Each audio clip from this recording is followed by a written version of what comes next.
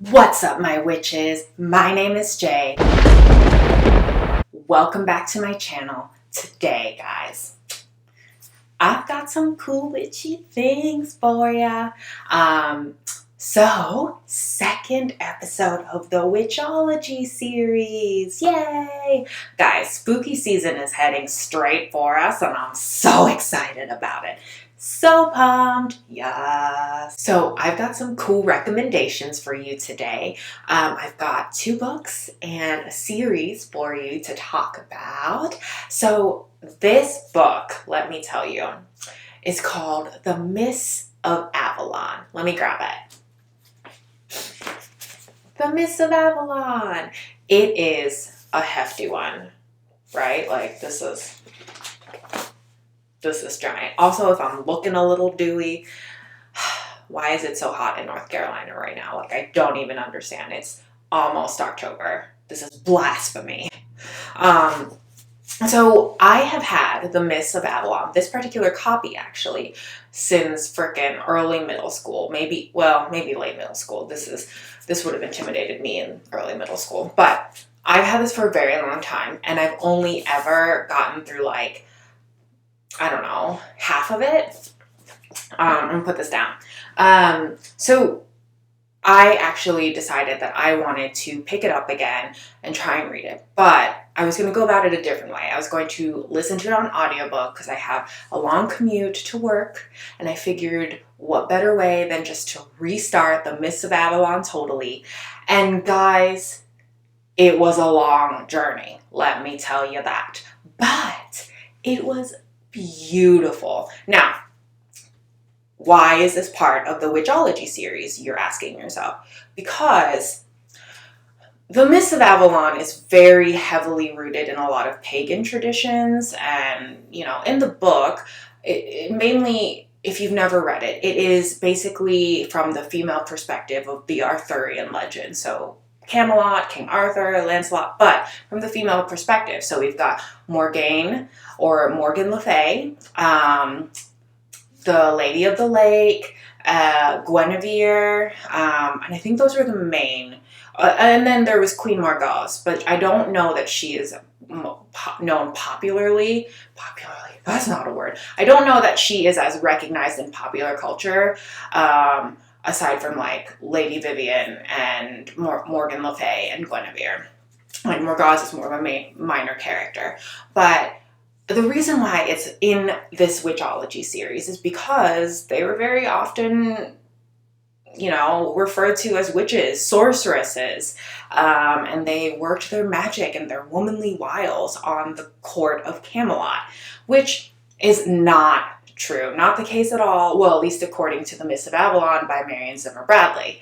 And it is just a magical tale and really chock full of like a lot of feminism, but not like in-your-face feminism. This is very much about the love of the Arthurian legends. Like, you can tell when you're going through this book that Marion Zimmer Bradley was very deliberate and very had a very tender-hearted approach to the Arthurian legends. And when I finished this audiobook, I had a solid book hangover.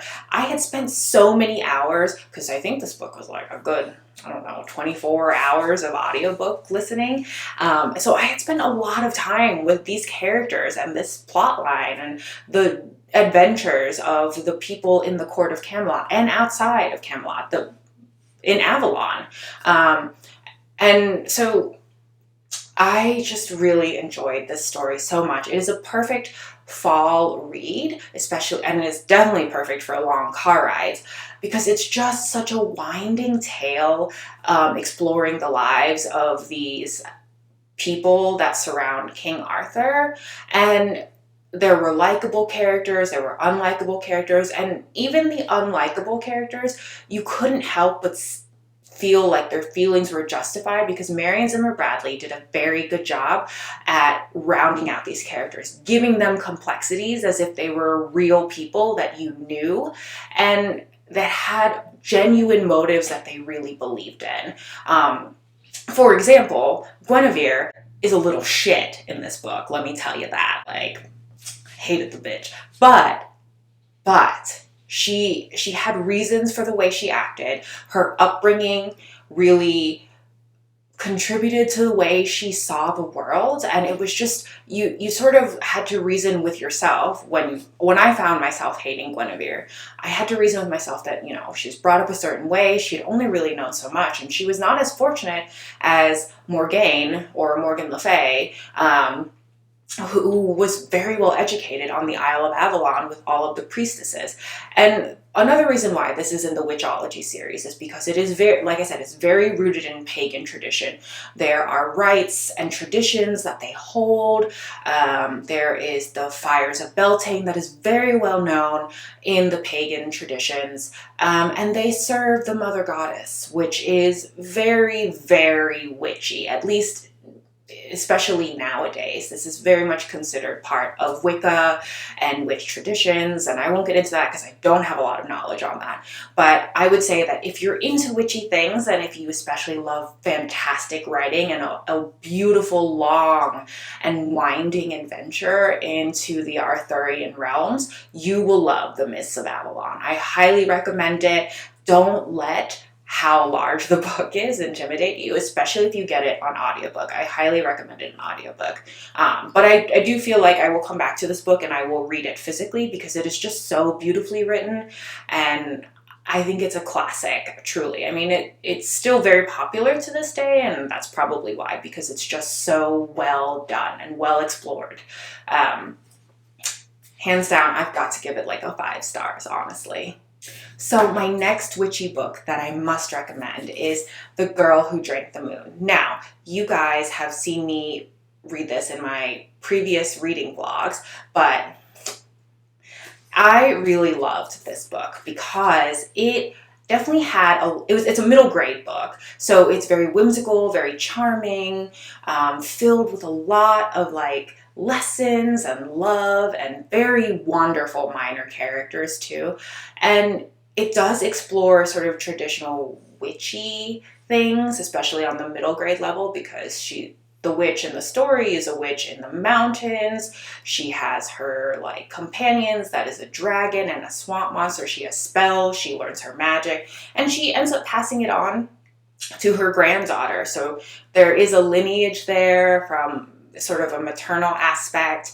Now, I will say they don't spend a lot of time sort of exploring her witchiness, but the fact that she's a witch is well known throughout the world of this book.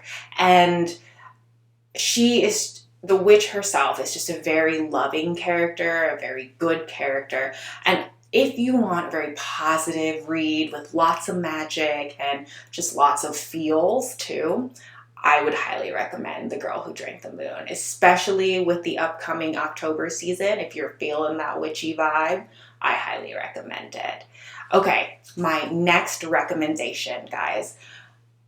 If you're into witches and you have not seen this series, I don't know what you're doing with your life, let's be honest.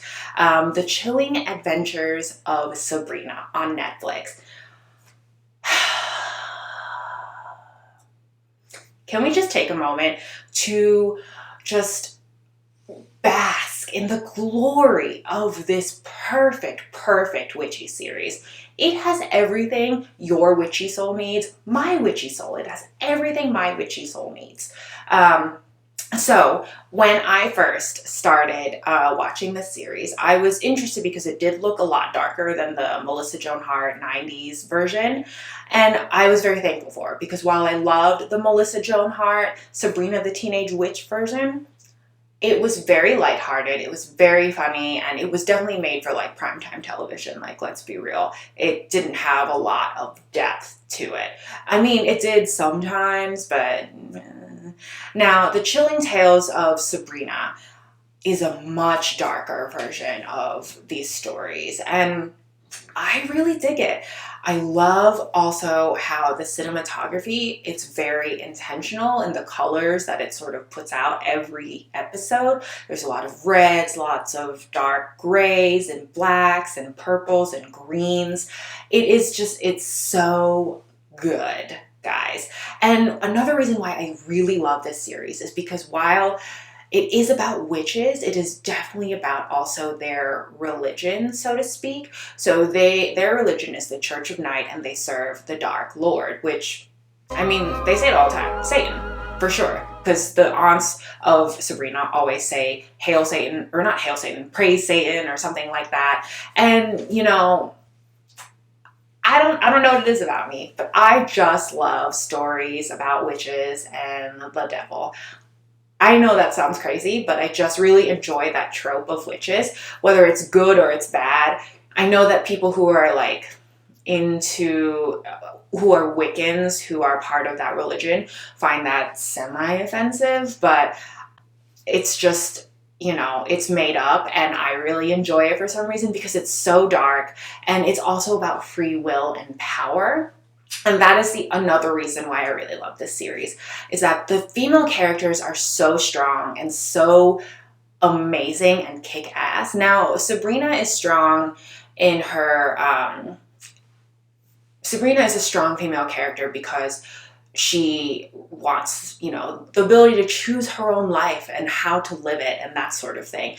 And her aunts are strong because they believe in their traditions and in their family, and they're just strong in a different way. And I like how the show really explores the different ways a female can be strong, and in the roles that they choose to live in their lives. I really enjoy that. And guys, my favorite character of this series is Miss Wardwell. I love Miss Wardwell, mainly because she is actually Lilith, and she is supposed to be the consort of the Dark Lord, aka Satan.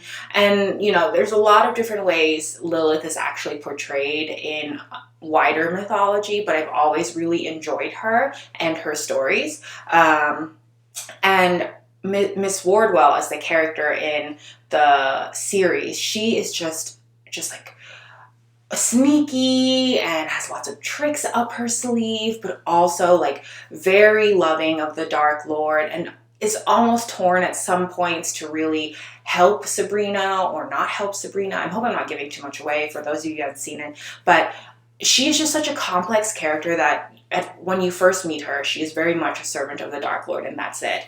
And then she sort of really evolves into something not different, but just more as the series goes on. So she is my favorite.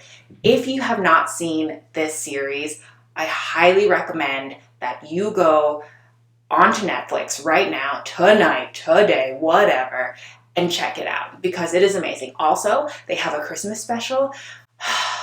Can I just say, my favorite horror movie subgenre or horror subgenre is Christmas horror. And this Sabrina Christmas horror special, or the Sabrina Christmas special, is just 10 out of 10, guys. Would 100% recommend.